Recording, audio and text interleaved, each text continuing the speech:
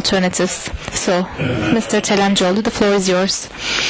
Hello, everyone. I'm not going to make a presentation. I don't have a presentation actually on the screen. I'll just speak off the top of my head. I'll leave more room to Q&A.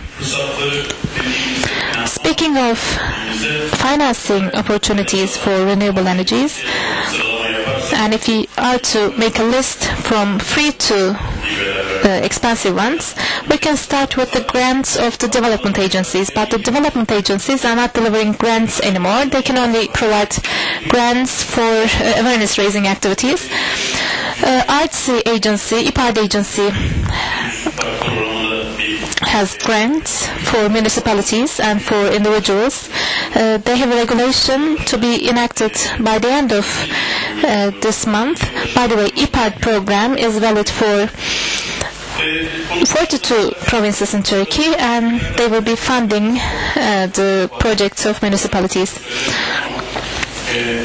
TURSEF is delivering assistance for SMEs. The World Bank is going to create some funds for a rooftop project, and the money, some of the money will be allocated to awareness-raising activities, and also there will be low interest loans as well. I also don't want to say anything about the bank loans because we have speakers from banks as well. Aktif Bank signed a protocol with Halk Enerji. So you apply with your project, and the system is on a turnkey basis. There's Eco Loan from Şeker Bank, and Halk Bank also made an announcement a couple of days ago saying that they will be financing energy from now on. So the Eco loans for Şeker Bank are given for insulation, but of course some of the money will be allocated to renewables as well. By the way, this is a very special and significant product of banks. The development bank also delivers some loans. The biggest obstacle in front of financing is uncertainty, especially uncertainty in terms of time. People are thinking of selling their electricity for 13 cents, but if the price goes down to 10 cents, of course the entire feasibility plan must be changed. That change in the feasibility plan or feasibility may dissuade foreign investors or banks. When people ask why foreign banks are not interested in investing in this area, it's mainly because of uncertainty and changes in time. Also, we cannot talk about any predictability as well. We have the feed-in tariff until 2020. After 2020, the name will change, of course, but renewable energy requires subsidies. Without subsidies, it cannot develop. If you're speaking of a good progress made by the wind and solar now, it's because of the subsidies provided at the beginning. The market became available, and of course you can only attract investments if the market becomes attractive for investments. We also have to think of the risks within the country, and there is also the capacity risk. You cannot allow everybody to install projects in their homes. The grid operators or TEİAŞ, the distribution company in Turkey, may not accept it.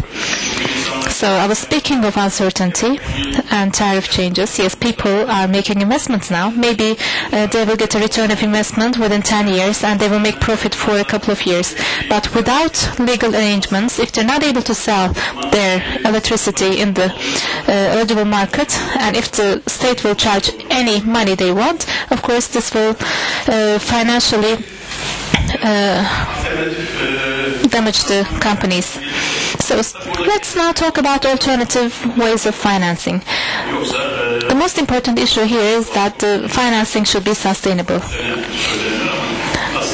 4,000 megawatts were established last year, but now we don't have any capacity. In 2016, 16 people were working in the PV sector only. I'm separating thermal from PV. And last year the number is 60,000, and this year it will only be 20,000 actors. So if financing is not sustainable and if the market conditions are not available, we won't have more investors in the market. So for financing to be sustainable, and if you're speaking for the rooftop market, we have to eliminate the uncertainties. So without eliminating the uncertainties, no bank or no financial institution will come up with a special product to finance this market. So, but if the market becomes available, the banks and the insurance companies will deliver tailor-made products or some special products for this, but we need sustainability for this. The feed-in tariff mechanism is one of the factors having an impact on this. I'm not only talking about the solar feed-in tariff, by the way. If you're talking about subsidies for all renewable energies, we first need to have an equal system, but you cannot equally subsidize all renewable sources. Of course, the subsidies that you will provide to rooftop panels will be different than the wind farms or biogas facilities. All these projects must be evaluated within their own system, under their own specific conditions. We also have to think of the energy supply security as well. So maybe you should provide more support to the available domestic resources. And finally, the support must be sustainable.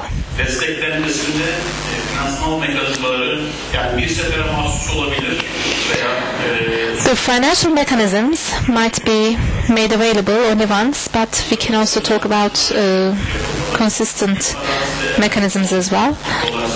But if, for instance, the price of electricity is 10 cents when you generate it in the farms, and if it will cost 25 cents at the rooftop, nobody would do that. So with little touches, it is possible to bring the price down. Another mechanism is more in the idea of supporting the local production. It is project financing, and of course the most important financing mechanism is the cooperatives. It's a type of financing mechanism actually. In 4 forest villages we will establish projects. The people, the community will not pay for it. The Ministry of Forest is providing the financing.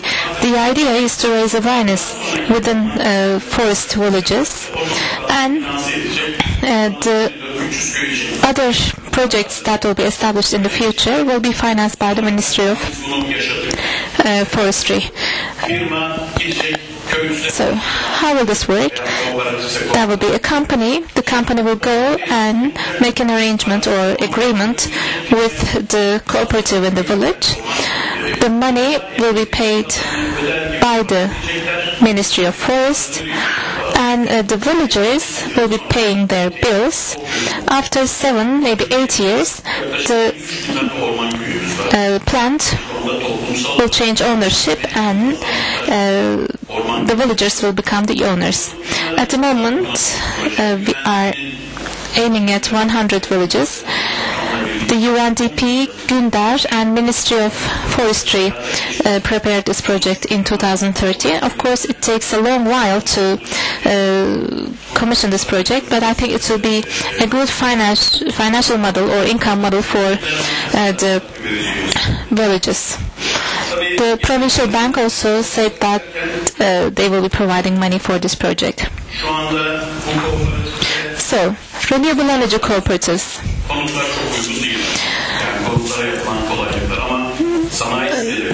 I think residences are not suitable for this, but I think small industrial zones are more suitable for this idea.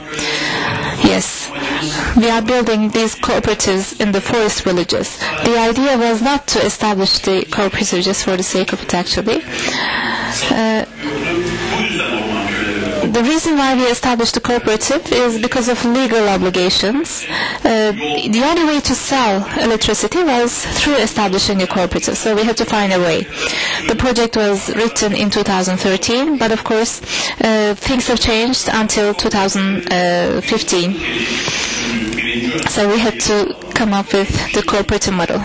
And when you look at the primary objective of the cooperatives, it is to generate income. So you have to be very careful about the motivations behind the cooperative. Mass funding or crowdfunding is another way of financing. The Capital Markets Board has been assigned to come up with the legislation on this issue until 2018. So the Capital Markets Board has a certain objective in mind.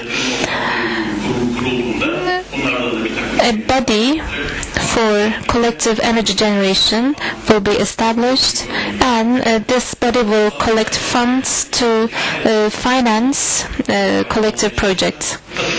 But of course, there will be some different bodies with different intentions in mind trying to exploit the system, so they have to be very careful. I don't want to say anything about carbon certificate, but I'd like to say a few words about green certificate.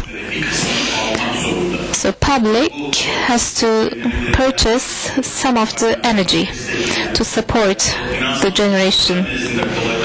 Maybe this will make things easier for the banks as well. So for solar thermals, I'd like to give a small example. A similar project began in 1995 in forest villages. So the first results were achieved in 1997. In 120,000 households in villages, there are water heating systems at the rooftop. And every year, 200 million tons of wood that would otherwise be burned for heating is not used. And of course, this became a very beneficial project. Well, thank you very much.